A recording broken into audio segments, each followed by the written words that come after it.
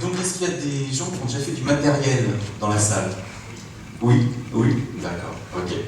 Et donc, quand on fait du matériel par rapport justement à des logiciels, la frustration, c'est souvent qu'on n'est pas synchrone avec les équipes logicielles, on développe du matériel, et à titre d'expérience, quand on commence à développer en fait une électronique, il faut attendre à peu près 3-4 mois avant d'avoir la plateforme. Et là, ce que je vais vous présenter en fait dans les objets connectés, c'est une façon en fait agile hardware de créer rapidement son objet connecté.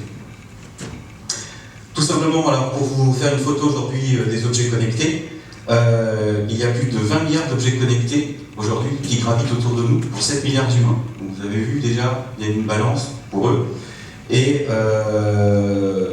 parmi ces 20 milliards, alors on trouve des systèmes qu'on ne soupçonne même pas en termes d'objets connectés, comme par exemple des tags que vous avez pour les antivols sur vos vêtements, vous avez aussi dans votre smartphone, vous avez des systèmes aussi type des coyotes, des balances intelligentes qui vous disent vous avez trop mangé, merci, c'est sympa. Donc voilà les genres d'objets connectés qu'on retrouve, tout simplement pour vous dire qu'en 2020, en fait, on annonce plus de 50 milliards d'objets connectés. Donc c'est vraiment une révolution, quoi, ces objets connectés.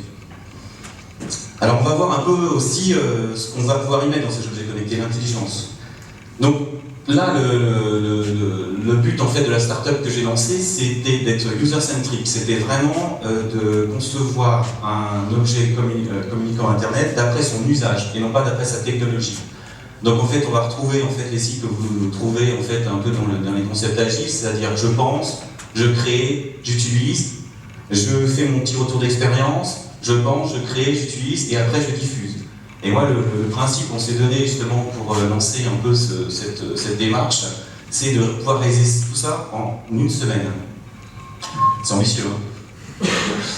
Donc voilà, donc le but c'est justement de créer en fait une émulation, donc sous forme d'atelier ou de formation, pour réaliser en fait son objet relié à Internet, et donc de mettre en place ce qu'on appelle une démarche d'innocutivité, qui est en fait en même temps j'innove et je produis en même temps. Donc vraiment, je fais le hard et le soft en même temps, donc basé sur l'usage et donc sur en fait un cycle empirique de se dire j'utilise je décrète un usage, j'emploie des technologies, je crée mon objet, j'ai une adoption ou pas de l'aspect de la communauté d'utilisateurs qui sont autour, ça me permet de faire un retour d'expérience, et à partir de ce retour d'expérience, je sais si oui ou non mon objet va adhérer à la communauté. Alors vous en avez, par exemple, je vais vous donner des exemples de produits qui ont suivi ce cycle-là, c'est les fameux anti-radar Coyote, quoi. Voilà. Donc, d'après ce constat, on voit qu'il y a besoin de développer très rapidement du hardware. Donc là, on rappelle en fait les notions. Donc l'usage, c'est vraiment une question qu'on pose dès le départ. Donc c'est un comportement. Qu'est-ce qu'on attend en fait de l'objet? Ensuite, comment on va l'utiliser avec des technologies? Alors nous, on utilise en fait des briques matériel logiciel open source hardware et open source software. Et puis la création. En fait, la création, on le voit comme en fait un copier-coller, comme le fait d'assembler, de tester, de jouer, d'essayer, et de faire participer les gens autour de la table pour leur dire est-ce que vous adhérez ou pas aux fonctionnalités de l'objet. Et puis la communauté, enfin, qui va permettre en fait le décollage en fait de votre plateforme et qui vous dit oui, j'adhère à votre objet. Donc après ce temps très agréable en fait d'itération, il y a le temps aussi industriel, parce que l'idée c'est pas de suivre un cycle en V, c'était vraiment de faire de l'agile hardware, c'est-à-dire qu'on se base sur l'usage, et après on va voir les industriels. Alors, les industriels, ils vont vous parler de portage, de normes, d'installation, d'autonomie, d'infrastructure, de coûts d'utilisation, d'exportation, sécurité, sûreté de fonctionnement, traçabilité. Donc ça c'est la phase la moins joyeuse pour créer son objet, mais puisque en fait vous avez déjà votre communauté d'usage, vous êtes convaincu que votre objet a un usage, quoi. Donc voilà, par exemple, le type de capteur que l'on rencontre. Alors nous, on a labellisé différents types de capteurs par filière. Donc on a le médical, on a le transport, on a la logistique, on a des capteurs aussi, je reprends, donc dans le contrôle industriel, la domotique, le stationnement, le trafic, la logistique, la vente, l'éducation et même les enfants. Donc le but, vous voyez, c'est en fait sous forme de Lego. On assemble son Lego hardware, et on va venir programmer et faire des interactivités avec ce Lego de façon à pouvoir en fait voir si ce qu'on programme correspond à l'usage demandé. Donc l'une des plateformes aujourd'hui la plus célèbre, qui est la plateforme Arduino. Aujourd'hui Arduino, c'est 2 millions de cartes qui circulent dans le monde.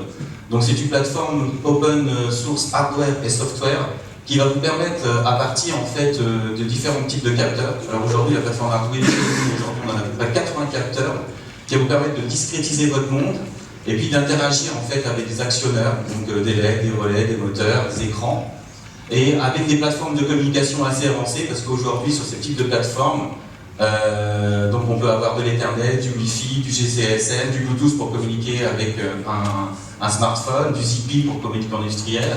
Pour vous donner un ordre, un Arduino, ça vaut à peu près 10-12 $. Voilà.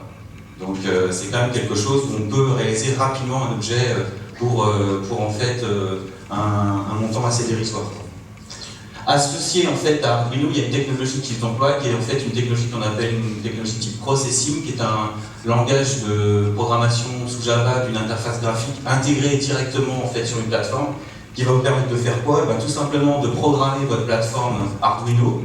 Donc c'est un script qui ressemble plutôt au C, qui est assez simple d'utilisation et qui va vous permettre en fait déjà de faire le lien de communication entre votre plateforme matérielle et puis la plateforme, soit la tablette, soit un PC, soit un smartphone. Donc voilà, donc ce qui va nous intéresser aussi, c'est la technologie qu'on va mettre en place pour faire du client-serveur web, parce que là, le but, c'est vraiment de faire un objet connecté à Internet. Donc on va faire en fait, on va utiliser une notion de client-serveur. Donc en fait, pour ceux qui codent de l'HTML, ils codent plutôt de haut niveau, mais nous là on va être sur le bas niveau. C'est comment en fait se passe une requête HTML. Donc là on parle d'un port 80, qui est le port qui est en fait un port normalisé pour tout ce qui est l'interactivité avec les services HTTP. Donc on a 4-5 façons d'implémenter en fait du code client-serveur sur ce type de plateforme. Donc soit de l'HTML pur, mais l'interface graphique est très limitée. Ça reste quand même une technologie où on doit utiliser du parsage et un générateur de code de tag. Donc ça se passe sous forme de client-serveur, c'est-à-dire le navigateur vous interroge sous forme de je suis là, je fais du HTTP/11, réponds-moi, et le serveur, donc votre plateforme, va répondre par HTTP, je suis OK, et je t'envoie le contenu. Voilà, alors après il y a différents types de techno, donc la dernière fois je crois que vous avez vu Node.js. Donc on peut aussi faire du JavaScript pour faire des interfaces enrichies, donc des interfaces web avec du graphisme. Donc là, il y a la bibliothèque AirGraph. Je vous invite les développeurs, si vous voulez voir ce qu'on peut faire avec AirGraph et dans un monde embarqué, de visiter un peu le site d'AirGraph, qui est très intéressant. Ensuite, la problématique de l'HTML, c'est toujours une technologie asynchrone, c'est-à-dire que c'est toujours une problématique de requête-réponse. C'est-à-dire si vous voulez intégrer du temps réel, c'est-à-dire que vous avez une sonde de température, vous voulez la voir évoluer, il va falloir intégrer des moteurs autres que le type HTML classique. Donc pour ça, en fait, il y a les navigateurs qui sont occupés des technologies Ajax. Donc il va pouvoir vous faire des interfaces enrichies et puis l'aspect interactivité temps réel. Ensuite, vous pouvez aussi employer des WebSockets. Donc là, vous descendez d'un niveau, vous n'êtes plus tellement dans le port 80, mais vous utilisez des modes pseudo-hybrides qui s'appellent les modes UDP et qui permettent d'avoir des interactivités temps réel avec votre plateforme. Donc ça permet par exemple quoi? Ça permet par exemple d'avoir une manette où vous avez un capteur en fait, d'accélération, un capteur de position, et d'avoir directement le jeu que vous jouez sous format HTML5, voilà, avec un aller-retour entre votre manette et puis la plateforme. Donc en fait, entre ces différentes plateformes, là, les objets connectés, il y a des rapports aujourd'hui assez complexes qui s'opèrent, puisque aujourd'hui la plateforme donc votre objet peut devenir serveur, mais peut devenir client. Et donc il y a en fait tout un aspect stratégie en fait, à mettre en place dès lors que vous mettez un objet connecté. Puisque par exemple là, dans le cas là, vous avez un navigateur qui vient interroger votre objet connecté, mais vous pouvez récupérer la météo sur un autre site pour par exemple savoir si vous devez mettre en marche votre plancher chauffant aujourd'hui. Et donc là, vous voyez que votre serveur va devenir à la tour client pour interroger en fait, pour faire une requête extérieure d'un service PHP météo, par exemple pour récupérer la météo et savoir si la météo est favorable ou non à allumer par exemple mon plancher chauffant. Pour en fait la partie Smart Object, alors comment on inclut, il y a 47 secondes, comment on inclut en fait de l'intelligence en fait dans un Smart Object. Alors c'est un projet qui tient à cœur à mon assistante, donc chaque matin elle se pose la question, c'est comment je m'habille et comment j'anticipe mon réveil par rapport à la circulation. Donc, parce qu'elle va être à l'heure au travail. Et donc le but, on voit que là vous avez donc votre objet, et il y a un rapport en fait au cloud qui est assez complexe, puisqu'il faut aller chercher sur un serveur le temps-l'heure, il faut aller chercher les conditions météo, il faut aller chercher sur un site web le temps moyen de trajet, il faut anticiper l'heure de réveil par rapport aux conditions de circulation. Et tout ça, c'est une technologie de web scrapping. C'est-à-dire que si jamais votre site météo change les tags, ce que vous allez ramener sur votre objet est faux. Donc pour ça, en fait, vous avez les développements aujourd'hui, un peu comme à la WordPress, comme un peu dans les PrestaShop, aujourd'hui de CMS sur les Smart Objects. Donc là, il va y avoir une grosse structuration au niveau de ces CMS-là. Donc il y a des choses qui sont open, des choses qui ne sont pas open. Et donc ça permet en fait de pouvoir directement avoir en fait, des clés d'information pour les intégrer sur vos objets connectés. Voilà. Et donc j'en finis par l'aspect en fait, je vous invite à rejoindre le Novo Lab et à enrichir en fait les différents projets que l'on est en train de faire. Donc on a nommé en fait différents types de projets qui concernent en fait la Smart City, les enfants, aussi la moto. Il y a un projet qui me tenait au cœur, c'était de savoir si je pouvais chaque matin compter sur les dispositifs de ma moto. Donc j'avais mis un dispositif communicant sur la batterie, me disant si oui ou non elle est téléchargée, avec un message qui était envoyé sur mon smartphone. Voilà, et puis je vous invite à une nouvelle partie. Donc écoutez, je vous attends tous pour développer vos objets communicants. Ce sera avec joie de participer à ces projets-là. Voilà. Merci.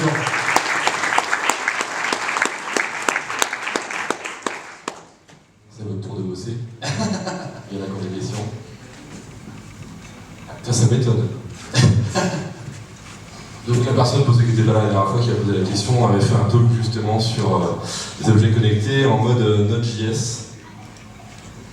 Alors bonjour, vous avez parlé de CMS pour les objets connectés. Oui. Si je comprends bien, c'est la même chose que pour un site web, mais applicable à n'importe quelle plateforme de type objet connecté. Oui, tout à fait, oui. Mais ça regroupe en fait des services avancés. Par exemple, la problématique d'un objet connecté, comme on a vu le radio réveil là, de mon assistante. Le but, c'est qu'il doit aller chercher le temps moyen de trajet. Donc il doit aller sur un site pour lui dire est-ce qu'il y a des bouchons, combien de temps tu vas mettre. Et en fait, la problématique, c'est que souvent, pour aller chercher ces informations, elles ne vous appartiennent pas. Elles appartiennent à d'autres sites. Donc vous êtes obligé de faire du web scrapping. Et la problématique du web scrapping, c'est en fait le fait que vous êtes confiant dans le fait que les tags ne changent pas. Si par exemple le site Météo France change de tag, et bien là, votre web scrapping, il est par terre, quoi. Et donc, c'est pour ça que c'est développé des CMS, en disant, ok, il va y avoir des vraies gestions du management de contenu à faire, et ça veut dire qu'il y a des CMS qui offrent, par exemple, les temps moyens de trajet, la météo, la pollution de l'air et tout, qui va permettre de ramener des informations et que votre objet puisse vivre.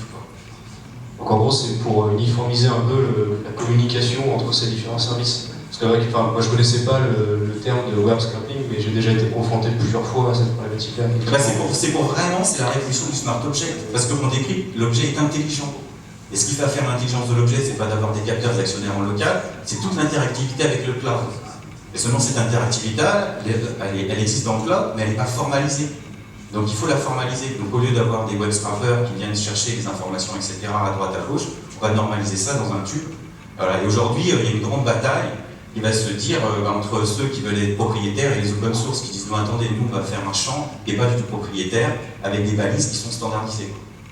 Et aujourd'hui, ça intéresse Microsoft, ça intéresse Apple, parce qu'ils sont aperçus qu'il y avait un immense marché sur le big data. Et donc là, le fait d'avoir des plateformes open hardware, ça permet aussi d'aller de contrebalancer un peu cette démarche de dire attendez, demain on va vous faire un monde où on va tout être contrôlé. Ok, merci. Pour ceux qui ne connaissaient pas non plus le terme web scrapping, il y a eu un super talk il y a quelques semaines, il est en ligne, vous pouvez le retrouver sur le site de MENAS par Emmanuel Pelletier qui vous expliquait ce que c'était et comment faire. Donc voilà, vous pouvez retrouver ça sur menas.fr. Si quelqu'un d'autre a une question, c'est le moment. Oui, alors mince. Rémi, je fais de l'autre côté.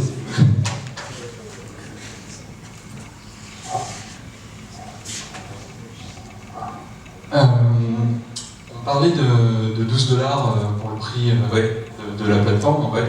Mais quand on crée nous-mêmes son objet connecté, en prenant quelque chose de très simple et qui s'approche de cette plateforme-là, quand on passe au coût de production, on arrive à quel prix? Parce que ça paraît tellement dérisoire actuellement. Oui. Alors moi j'avais un exemple là qui est en fait, alors ça c'est la méthode agile pour faire une montre par exemple. Donc là vous avez une montre qui est connectée et là vous avez la version industrielle. D'accord. Donc là, en fait ici vous avez à peu près pour, je pense, 80 € là, de méthode agile. Et ici en industriel pour 10 000 pièces, là vous êtes à 8 $. D'accord. Et sachant qu'on sait faire mieux. Hein. Parce qu'aujourd'hui, tout ça, ça peut être mis dans une puce. Quoi. Donc en fait, ça dépend de vos quantités. Quoi. Mais ce qui est important, c'est surtout l'usage. Si vous faites un objet juste pour la technologie, On connaît plein de sociétés autour de nous qui ont fait des énormes progrès technologiques, des énormes avancées technologiques, mais qui n'ont pas rencontré l'usage. Voilà, l'important c'est vraiment la démarche, c'est d'abord l'usage. Pensez d'abord l'usage, et puis après pensez le techno. Une dernière question sur le sujet. J'en ai une du coup. Oui. Parmi tous les objets là, que tu as créés depuis novembre dernier, vous avez essayé de créer, est-ce qu'il y en a pour lesquels vous avez des approches au niveau industriel, où potentiellement vous allez pouvoir les commercialiser? Alors, pas nous directement, mais il y a des clients qui sont venus nous voir. On a un projet aujourd'hui pour analyser, enfin on a fait en méthode agile une plateforme d'analyse pour le pétrole. Et là, on est en train d'industrialiser. Donc on a fait le concept parce qu'il y avait, je ne sais pas si vous avez fait un peu de chimie, mais il y avait la relation PV égale NRT, c'était la pression, il y avait 1000 bars sur une goutte de pétrole, il fallait bien vérifier tous les paramètres des capteurs et tout.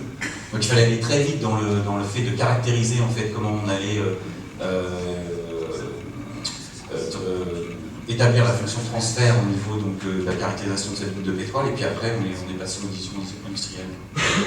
Mais durant ma carrière, une personne de mon ancienne équipe, on a eu pas mal de projets aussi où on a utilisé, où on a industrialisé des produits, quoi, ne serait-ce que pour le médical, ne serait-ce que pour la logistique, ne serait-ce que pour le transport, on a fait pas mal de projets. Le problématique ici en hardware, c'est ces fameux 6-7 mois qui étaient où là, où l'utilisateur, on ne voyait pas l'utilisateur. Le marketing avait fait un beau cahier des charges, on avait fait une superbe interface, on avait fait un super truc, on avait passé 6-7 mois à coder, et puis arrive le hardware, ah non, bah là non, c'est pas exactement ce qu'on veut. Ah d'accord, on fait comment là? Parce que autant en logiciel vous faites copier-coller pour recompiler, autant quand vous avez une plateforme hardware, c'est un peu difficile de recompiler la plateforme hardware. Ok, bah merci beaucoup Laurent. Je vous en prie.